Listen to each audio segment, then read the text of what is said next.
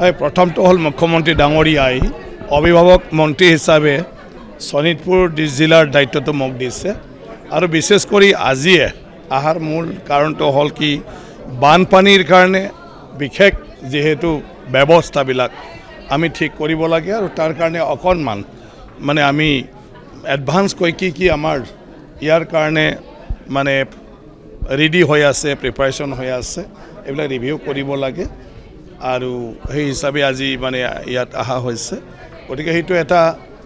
আমাৰ অসম চৰকাৰৰ এটা ৰুটিন টাইপ আগতেও অভিভাৱক মন্ত্ৰী আছিলে আৰু নতুন এইবাৰ চৰকাৰ গঠন কৰাৰ পিছত আমাৰ মুখ্যমন্ত্ৰী ডাঙৰীয়াই পুনৰ মানে মন্ত্ৰীসভাৰ সকলোকে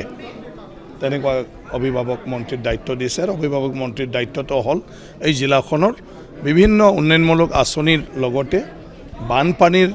ক্ষেত্ৰত যেহেতু আমাৰ বিভিন্ন তেনেকুৱা মানে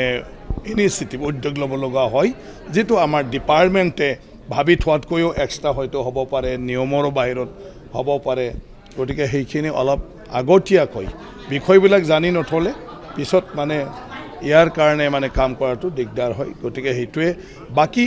শোণিতপুৰ জিলাটো উন্নয়ন কৰাৰ ক্ষেত্ৰত বৰ্তমানৰ পৰিকল্পনাৰ আধাৰত যিবোৰ উদ্যোগ লৈছে ইয়াৰ বাদেও কিবা প্ৰয়োজন আছে নেকি বা কিবা তেনেকুৱা ধৰণৰ কৰাৰ সুযোগটো আছে নেকি সেইটো আমি গাৰ্জেন মিনিষ্টাৰ হিচাপে আমাৰ বিধায়কসকলৰ লগত আমাৰ DC অন্যান্য বিভাগীয় মানে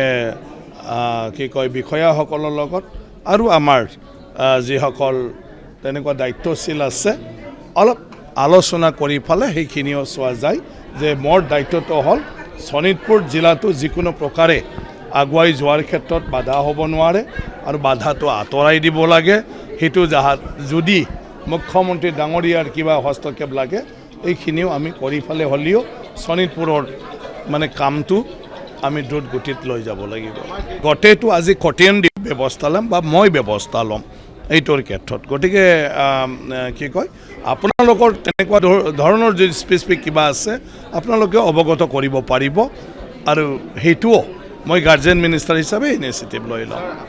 এইটো হ'ল আমাৰ অসমৰ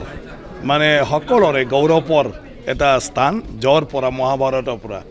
ভাৰতৰ সভ্যতা সংস্কৃতি ইয়াৰ পৰা আৰম্ভ হৈছিলে আৰু মহাভাৰতৰ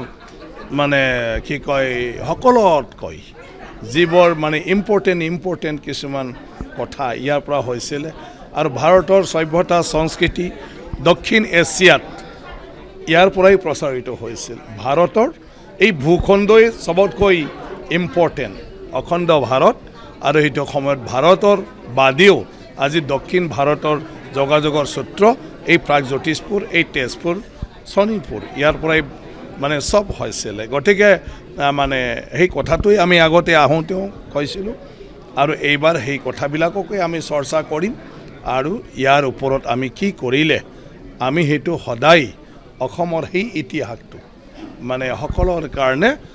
চিৰদিন জীৱিত কৰি ৰাখিব পাৰে ইয়াৰ কাৰণেও ব্যৱস্থা লোৱা হ'ব